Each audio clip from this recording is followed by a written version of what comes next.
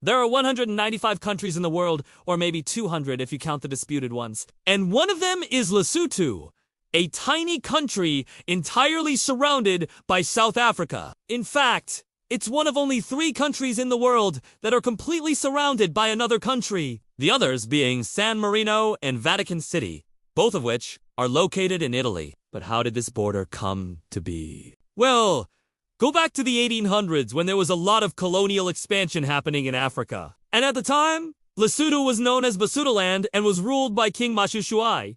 He successfully defended his mountain homeland against colonial expansion, first by the British and then the Boers, who were Dutch settlers. And so Lesotho remained a separate territory, while the rest of what we today call South Africa was being absorbed by the British Empire. In 1860, the British made Basutoland a British protectorate and it became known as Lesotho, which means the land of the Sotho people, while it was initially intended to be a part of South Africa. Lesotho's strategic location and importance as a trading partner with the British led to it becoming a fully fledged independent kingdom in 1822.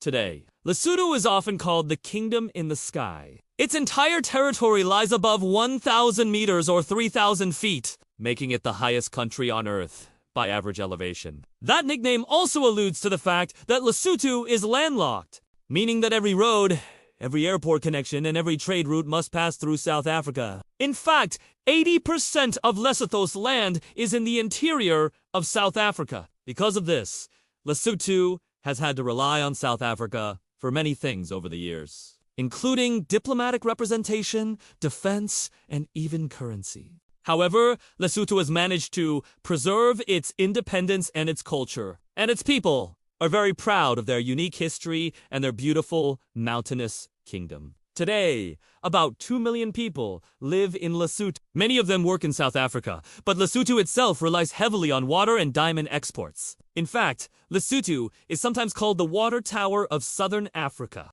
because its rivers supply vital water to South Africa's big cities. So, despite being small and surrounded, Lesotho has managed to carve out a place in history for itself, maintaining its independence, its culture, and its royal monarchy. And that is why Lesotho is the only country in the world that exists entirely inside of another country. If you want to watch more videos like this, hit the subscribe button.